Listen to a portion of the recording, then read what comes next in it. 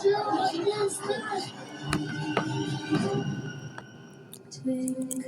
twinkle, star.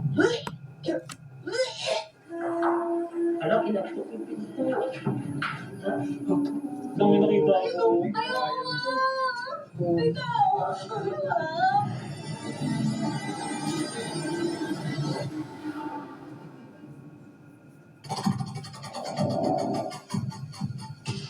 Isa ito sa pinakakilalang gusali sa Maynila.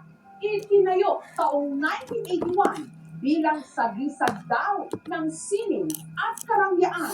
Ngunit bago pa man makumpleto, binalot na ng trahedya at takot.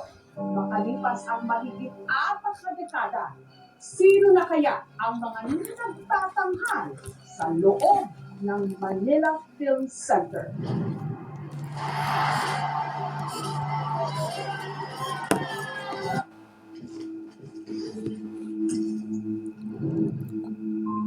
Previous work is dancer choreographer sa Amazing Show. Based siya sa Manila Film Center.